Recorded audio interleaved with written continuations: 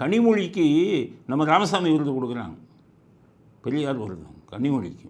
அதுக்கு என்ன சொல்கிறாரு, இணை எதிரிகளை அவர் சொல்கிறாங்க, இணை எதிரிகள் வந்து அவரை பார்த்து பயப்படுறாங்களாம். இணை எதிரிகளை கலங்க வைத்த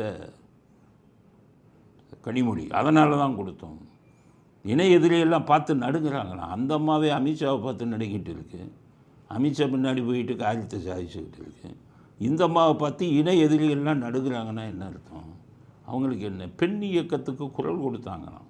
பெண் பெண்களுக்காக குரல் கொடுத்தாராம். கடிதத்தில் எழுதியிருக்காரு, எவனோ எழுதி கொடுத்துருக்கான், அவருக்கு இதெல்லாம் தெரியாது. அவர் பெண்களுக்காக குரல் கொடுத்துருக்காரு. எந்த பெண்களுக்காக குரல் கொடுத்தாரு? எதிர்கட்சியாக இருக்கும்போது டாஸ்மாகில் அது இருக்கிறதுனால நிறைய உதவிகள் உருவாகிவிட்டார்கள்னு பெண்களுக்காக குரல் கொடுத்தவர். இன்றைக்கி அந்த கேள்வியை கேட்டால் ஓடுறார பயந்துக்கிட்டு, இவராக பெண்கள் இயக்கத்திற்காக குரல் கொடுத்தவர், பெண்மைக்காக குரல் கொடுத்தவரா? அப்போ எந்த தகுதியில் ஈவேரா விருதுன்னு அவருக்கு கொடுக்குறீங்க? ஸ்டாலின்கிட்ட கேளுங்க, என்ன தகுதி இருக்குது? ஆனால் என்னை பொறுத்தவரை என்னென்னா, ராமசாமி விருதுக்கு அவங்க பொருத்தமானவங்க. ராமசாமி 2 கல்யாணம் பண்ணார்.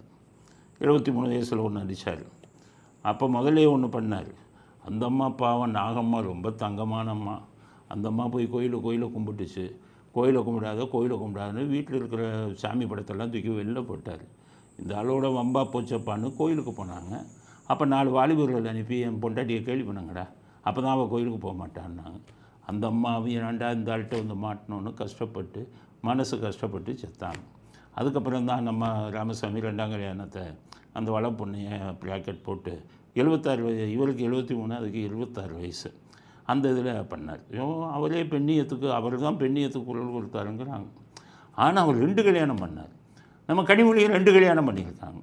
அதனால் ராமசாமி விருது கொடுத்துருக்காரு ஸ்டாலின் அப்படின்னு தான் வைக்கும். அப்போ இவங்க ஆட்சியில் எப்படி கருணாநிதி விருது யாருக்கு கொடுக்கணும்னா 3 கல்யாணம் பண்ணியிருக்காங்க. 3 கல்யாணம் யார் பண்ணாங்களோ அவங்களுக்கெல்லாம் கருணாநிதி விருதுன்னு ஸ்டாலின் கொடுப்பாரு. 2 கல்யாணம் பண்ணவங்களுக்கு ராமசாமி விருது. அதுக்கப்புறம் பார்த்திங்கன்னா ஒரே ஒரு கல்யாணம் மட்டும் பண்ணிவிட்டு நிறைய பேரோட லூட்டி அடித்தாங்கன்னு வைங்க. அந்த அரசியல்வாதிகளுக்கெல்லாம் ஸ்டாலின் விருதுன்னு கொடுத்துருவாங்க. கல்யாணம் ஒரு கல்யாணம், லூட்டி அடித்தது நிறைய பேரோட.